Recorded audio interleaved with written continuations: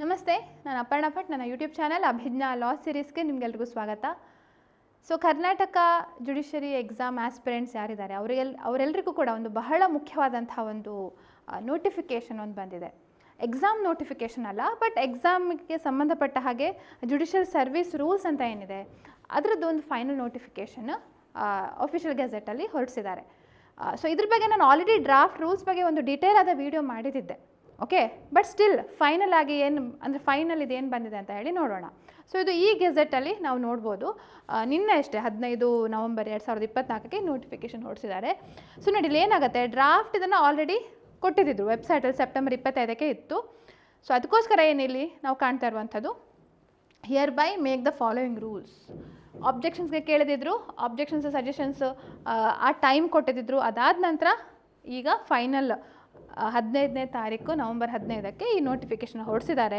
So ಈ rules ಪ್ರಕಾರ ಏನಾಗುತ್ತೆ ಅಂತಂದರೆ, ಇದು 2024ಕ್ಕೆ ಮಾಡಿರುವಂಥ ರೂಲ್ಸ್ ಜುಡಿಷರಿ ಎಕ್ಸಾಮ್ಗೆ ಸಂಬಂಧಪಟ್ಟ ಹಾಗೆ. ಸೊ ಕೆಲವೊಂದು ಇದನ್ನು ಒಮಿಟ್ ಮಾಡಿದ್ದಾರೆ. ಇದು ಲೋಕೋಮೋಟರ್ ಡಿಸೆಬಿಲಿಟಿಗೆ ಸಂಬಂಧಪಟ್ಟ ಇದು. ಸೊ ಇದನ್ನು ಡಿಲೀಟ್ ಮಾಡಿದ್ದಾರೆ. ನಮಗೆ ಕನ್ಸರ್ನ್ ಇರುವಂಥದ್ದು ಯಾವುದಂತಂದರೆ, ನೋಡಿ, ಏಜ್ಗೆ ಸಂಬಂಧಪಟ್ಟ ಹಾಗೆ ಎಷ್ಟೋ ಜನ ಅಭ್ಯರ್ಥಿಗಳಿಗೆ ಇದರಿಂದ ತುಂಬ ಒಂದು ಅವಕಾಶ ಮತ್ತೆ ಸಿಕ್ಕಿದಾಗತ್ತೆ. ಯಾಕೆಂದರೆ ಜನರಲ್ ಮೆರಿಟ್ 35 ವರ್ಷಕ್ಕೆ ಲಿಮಿಟ್ ಇದ್ದರೆ, ಬೇರೆ ಕ್ಯಾಟಗರಿ ಯಾವುದಿದೆ, SC. ಓಕೆ, ಇಲ್ಲಿ ಕಾಣ್ತಾ ಇರ್ಬೋದು, SC, ST ಹಾಗೂ ಕ್ಯಾಟಗರಿ 1 ಅವರಿಗೆ 40 ವರ್ಷ ತನಕ, ಅಂದರೆ ಸುಮಾರು 5 ವರ್ಷ ತನಕ ರಿಲ್ಯಾಕ್ಸೇಷನ್ ಸಿಕ್ಕಿದೆ. ಸೊ ಯಾರು ನಿಮ್ಮ ಅಟೆಂಪ್ಟ್ ಮುಗಿದು ಹೋಗಿದೆ ಅಂತ ತಿಳ್ಕೊಂಡಿದ್ದೀರಿ, ಅವರು ಮತ್ತೆ ಈ ಸಲ ಎಕ್ಸಾಮ್ ಬರೀಬೋದು ಅಂತ ಒಂದು ಹೊಸದಾದ ಒಂದು ಅವರಿಗೆ ಒಂದು ಏನು ಹೇಳ್ತಾರೆ ಭರವಸೆ. ಓಕೆ, ಸೊ ಅದಕ್ಕೋಸ್ಕರ 40 ವರ್ಷ ಒಂದಾದರೆ ಇನ್ನು 38 ವರ್ಷ category 2A, 2B, 3A, 3B ಹಾಗೂ OBC ಅದರ್ ಬ್ಯಾಕ್ವರ್ಡ್ ಕ್ಲಾಸಸ್ಸಿಗೆ, ಅಂದರೆ OBC classes 2A, 2B, 3A, 3B ಈ ಕ್ಯಾಟಗರಿಗೆ 38 ವರ್ಷ ತನಕ, ಅಂದರೆ ಎಕ್ಸ್ಟ್ರಾ 3 ವರ್ಷ ರಿಲ್ಯಾಕ್ಸೇಷನ್ ಇದೆ. ಇನ್ನು ಅದು ಬಿಟ್ಟು ಉಳಿದಂಥ ಜನರಲ್ ಮೆರಿಟ್ ಕ್ಯಾಟಗರಿಗೆ 35 ವರ್ಷ. ಸೊ ಇದು ಡ್ರಾಫ್ಟಲ್ಲೂ ಇತ್ತು, ಸೇಮ್ ಅದನ್ನೇ ಫೈನಲೈಸ್ ಮಾಡಿದ್ದಾರೆ. ಆಯಿತಾ, ಇದು ಸಿವಿಲ್ ಜಡ್ಜ್ ಕ್ಯಾಟಗರಿಗೆ ಈ ಚೇಂಜಸನ್ನು ನಾವು ಕಾಣ್ಬೋದು. ಇನ್ನು ಫಿಸಿಕಲ್ ಡಿಸೇಬಲ್ಡ್ ಯಾರಿರ್ತಾರೆ, ಬೆಂಚ್ ಮಾರ್ಕ್ ಡಿಸಬಿಲಿಟಿ ಹೇಳುವಂಥ ಕ್ಯಾಟಗರಿ ಏನಿದೆ, ಸೊ ಅವರಿಗೆ ಡಿಸ್ಟ್ರಿಕ್ಟ್ ಮತ್ತು ಸಿವಿಲ್ ಜಡ್ಜಸ್ ಎರಡು ಕ್ಯಾಟಗರಿಯಲ್ಲಿ 4% ವೇಕೆನ್ಸಿಯಲ್ಲಿ ರಿಸರ್ವೇಷನ್ಸ್ ಸಿಗಬೇಕಂತ ಹೇಳಿ ಒಂದು ಅದನ್ನು ಫೈನಲೈಸ್ ಮಾಡಿದ್ದಾರೆ. ಪ್ಲಸ್ ಇನ್ನೇನಂತಂದರೆ, ನಮ್ಮ ಸಿಲೆಬಸ್ಗೆ ಸಂಬಂಧಪಟ್ಟ ಹಾಗೆ ಪ್ರಿಲಿಮ್ಸಲ್ಲಿ ಹಾಗೂ ಮೇನ್ಸಲ್ಲಿ, ಆಯಿತಾ, ಈ ರೂಲ್ 5ಅಲ್ಲಿ ನಾವು ಕಾಣ್ತೇವೆ ಪ್ರಿಲಿಮ್ಸಲ್ಲಿ ಹಾಗೂ ಇಲ್ಲಿ ಮೇನ್ಸ್ ಎಕ್ಸಾಮ್ಸ್. ಸೊ ಪ್ರಿಲಿಮ್ಸಲ್ಲಿ ನಮಗೆ 3 ಕಾನೂನು ಇತ್ತು ಅಲ್ವಾ, IPC, BNS ಆಗಿದೆ, CRPC ಭಾರತೀಯ ನಾಗರಿಕ ಸುರಕ್ಷಾ ಸಮಿತಿ ಆಗಿದೆ, ಹಾಗೂ ಇಂಡಿಯನ್ ಎವಿಡೆನ್ಸ್ ಆ್ಯಕ್ಟ್ ಭಾರತೀಯ ಸಾಕ್ಷ್ಯ ಅಧಿನಿಯಮ ಆಗಿದೆ ಪ್ರಿಲಿಮ್ಸಲ್ಲಿ. ಇನ್ನು ಮೇನ್ಸಲ್ಲಿ ಯಾವುದಿತ್ತು, ಲಾ ಪೇಪರ್ 1ನಲ್ಲಿ ಏನಾಗಿತ್ತು, CRPC ಮತ್ತು ಇಂಡಿಯನ್ ಎವಿಡೆನ್ಸ್ ಆ್ಯಕ್ಟ್ ಇತ್ತು. ಅಂದರೆ CRPC, BNSS Indian evidence act ಭಾರತೀಯ ಸಾಕ್ಷ್ಯ ಅಧಿನಿಯಮ ಅಂತಾಗಿದೆ. ಸೊ ಅದನ್ನು ಕೂಡ ಚೇಂಜ್ ಮಾಡಿದ್ದಾರೆ.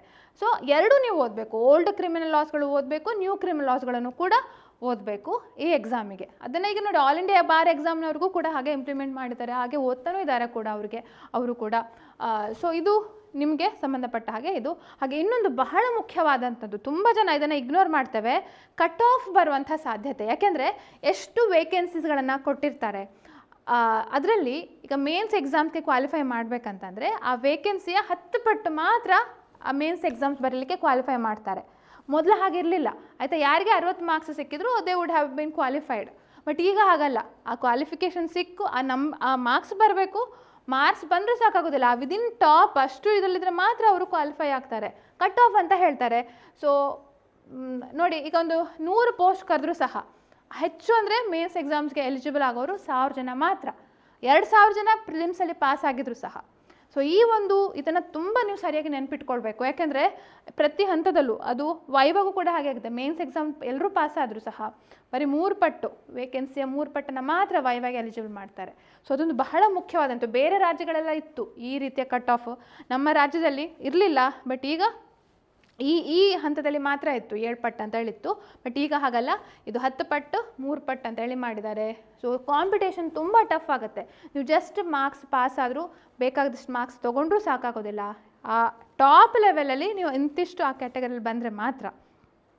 ಸೊ ಕಾಂಪಿಟೇಷನ್ ಜಾಸ್ತಿ ಆಗ್ತಾ ಹೋಗುತ್ತೆ. ಹಾಗೆ ಇನ್ನೊಂದು ಏನಂತಂದರೆ, ಫೀಸ್ಗೆ ಸಂಬಂಧಪಟ್ಟ ಹಾಗೆ ಏನು ಅಂಥ ಇದಲ್ಲ, ಬಟ್ SC, ST ಹಾಗೂ ಕ್ಯಾಟಗರಿ 1 ಹಾಗೂ ಫಿಸಿಕಲಿ ಹ್ಯಾಂಡಿಕ್ಯಾಪ್ ಅವರಿಗೆ ಫೀಸ್ನಲ್ಲಿ ಅರ್ಧ ರಿಡಕ್ಷನ್ ಇರುತ್ತೆ ಅಂತ, ಅರ್ಧದಷ್ಟು ಫೀಸ್ ಕಟ್ಟಿದರೆ ಸಾಕಂತ ಹೇಳಿ. ಸೊ ಮೇಯ್ನಾಗಿ ನಾವು ಇದನ್ನು ಸಮರೈಸ್ ಮಾಡಬೇಕಂದ್ರೆ ಒಂದು ಯಾವುದು ಸಿಲೆಬಸ್ಗೆ ಸಂಬಂಧಪಟ್ಟ ಹಾಗೆ old criminal loss, new criminal loss ಎರಡೂ ಕೂಡ ಬಂದಿದೆ. ಹಾಗೆ ಏಜ್ ವೈಸ್ ಸುಮಾರು 3-5 ವರ್ಷ ಅಂತ ಹೇಳಿ ಹಾಗೆ ರಿಲ್ಯಾಕ್ಸೇಷನ್ ಕೂಡ ಸಿಗುತ್ತೆ. ಹಾಗೆ ಇನ್ನೊಂದು ಕಟ್ ಆಫ್ ಸಂಬಂಧಪಟ್ಟ ಹಾಗೆ ಇನ್ನೊಂದು ಫೀಸ್. ಇದು ಡ್ರಾಫ್ಟಲ್ಲೂ ಇತ್ತು, ವಿ ಹ್ಯಾಡ್ ಆಲ್ರೆಡಿ ಎಕ್ಸ್ಪ್ಲೇನ್ಡ್, ಅದನ್ನು ಡೀಟೇಲಾಗಿ ಮಾಡಿದ್ದೇವೆ. ಅದ್ರದ್ದು ಬೇಕಾದ್ರೆ ನೀವು ಇನ್ನೂ ಕೂಲಂಕುಷವಾಗಿ ನೋಡಬೇಕಂದ್ರೆ ಅದ್ರದ್ದು ವೀಡಿಯೋ ಡಿಸ್ಕ್ರಿಪ್ಷನಲ್ಲಿ ಲಿಂಕಲ್ಲಿ ಕೊಟ್ಟಿದ್ದೇನೆ, ಅದನ್ನು ಚೆಕ್ ಮಾಡಿ ನೋಡ್ಬೋದು ಆಯಿತಾ. ಸೊ ಇದಕ್ಕೆ ಸಂಬಂಧಪಟ್ಟ ಹಾಗೆ ಈ ಒಂದು ಡ್ರಾಫ್ಟ್ ಇದು. ಸೊ ಇದರಿಂದ ಏನು ಬೆಳವಣಿಗೆ ಏನಂತಂದರೆ ಏನು ನಾವು ಎಕ್ಸ್ಪೆಕ್ಟ್ ಮಾಡ್ಬೋದು ಅಂದರೆ, ಯಾವಾಗಲೇ ಆದರೂ ಜುಡಿಷಿಯಲ್ ಸರ್ವಿಸ್ ರೂಲ್ಸ್ ಆಧಾರದ ಮೇಲೆ ಒಂದು ಜುಡಿಷಿಯಲ್ ಎಕ್ಸಾಮ್ ನೋಟಿಫಿಕೇಷನ್ ಕರೀತಾರೆ ಅಲ್ವಾ, ಅದರದ್ದು ಒಂದು ಬೇಸಿಕ್. ಸೊ ಡ್ರಾಫ್ಟ್ ಎಲ್ಲಿ ತನಕ ಬರೀ ಡ್ರಾಫ್ಟ್ ಆಗಿತ್ತು ಆವಾಗ ನಾವು ಧೈರ್ಯದಿಂದ ಹೇಳ್ಬೋದಿತ್ತು ಇನ್ನೂ ಎಕ್ಸಾಮ್ ಕರೆಯೋದಿಲ್ಲ, ಫೈನಲ್ ನೋಟಿಫಿಕೇಷನ್ ಆಗಬೇಕು ಆಮೇಲೆ ಮಾತ್ರ ಎಕ್ಸಾಮ್ ಆಗುತ್ತೆ ಅಂತೇಳಿ. ಈಗ ಫೈನಲ್ ನೋಟಿಫಿಕೇಷನ್ ಬಂದಿರೋದಕ್ಕೆ any time judicial service exam ಕರ್ನಾಟಕಕ್ಕೆ, ಯಾಕಂದರೆ 2024ಗೆ ಇನ್ನೂ ಕರೆದಿಲ್ಲ. ಸೊ ಅದರದ್ದು ನೋಟಿಫಿಕೇಷನ್ ಯಾವಾಗ ಬೇಕಾದರೂ ಬರ್ಬೋದು. ಸೊ ನೀವು ಆ್ಯಕ್ಚುಲಿ ಓದುವಂಥವ್ರು ಯಾವಾಗಲೂ ಓದ್ತಾನೆ ಇರ್ತೀರಿ. ಆ್ಯಕ್ಚುಲಿ ಏಪ್ರಿಲ್ ಮೇ ಟೈಮಿಗೆ ಬರಬೇಕಿತ್ತು, 5-6 ತಿಂಗಳು ಲೇಟ್ ಆಗಿದೆ. ಸೊ ಆವಾಗಲಿಂದನೂ ಓದ್ತಾ ಇದ್ದೀರಿ ಅಂತ ಭಾವಿಸಿದ್ದೇನೆ. ಬಟ್ ಇನ್ನೂ ಓದಲಿಕ್ಕೆ ಪ್ರಾರಂಭ ಮಾಡದಿದ್ದರೆ ಕೂಡಲೇ ಪ್ರಾರಂಭ ಮಾಡಿ, ಯಾಕೆಂದರೆ ನಿಮಗೆ ಆಮೇಲೆ ತುಂಬ ಟೈಮ್ ಗಡಿಬಿಡಿ ಆಗುತ್ತೆ, ಕಷ್ಟ ಆಗುತ್ತೆ, ಸ್ಟ್ರೆಸ್ ಆಗುತ್ತೆ, ಪೇರ್ ಪ್ರೆಷರ್ ಆಗುತ್ತೆ, ಸುಮಾರು ವಿಷಯಗಳಿವೆ. ಸೊ ಎಕ್ಸಾಮಿಗೆ ಈಗಲಿಂದನೇ ನಿಮ್ಮ ನೋಟಿಫೈ ಆಗಿದೆ ಅಂತಲೇ ತಿಳ್ಕೊಂಡು ಎಕ್ಸಾಮಿಗೆ ಓದಲಿಕ್ಕೆ ಪ್ರಾರಂಭ ಮಾಡಿ. ಪ್ರಿಲಿಮ್ಸ್ಗೆ ಆದಷ್ಟು MCQಗಳನ್ನು ಸಾಲ್ವ್ ಮಾಡಿ. ಹಾಗೆ ಪ್ರತಿದಿನದ ಒಂದು ಲೀಗಲ್ ಅಪ್ಡೇಟ್ಸ್ಗಳನ್ನು ಕೂಡ ನೋಡ್ತಾ ಹೋಗಿ.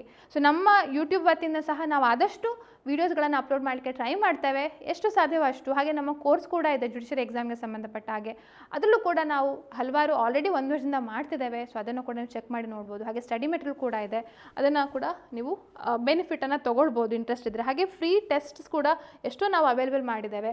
ಸೊ ನಿಮಗೆ ಅದರದ್ದು ಮಾಹಿತಿ ಬೇಕಂದರೆ ನಮ್ಮ ವೆಬ್ಸೈಟ್ ಇದೆ www.abhijnalegal.in ಅಂತ ಹೇಳುವಂಥದ್ದು. ಸೊ ಅದರಲ್ಲಿ ಕೋರ್ಸಸ್ ಅಂತ ಇಲ್ಲಿ ನೀವು ಕ್ಲಿಕ್ ಮಾಡಿದರೆ ಇಲ್ಲಿ ಹಲವಾರು ಕೋರ್ಸ್ಗಳು ಕಾಣ್ತವೆ. ಇನ್ನು LLB ಸ್ಟೂಡೆಂಟ್ಸ್ಗಳು ಕೂಡ ಇತ್ತೀಚೆಗೆ ಒಂದು ಕೋರ್ಸ್ ಪ್ರಾರಂಭ ಮಾಡಿದ್ದೇವೆ BNSSಗೆ ಸಂಬಂಧಪಟ್ಟ ಹಾಗೆ.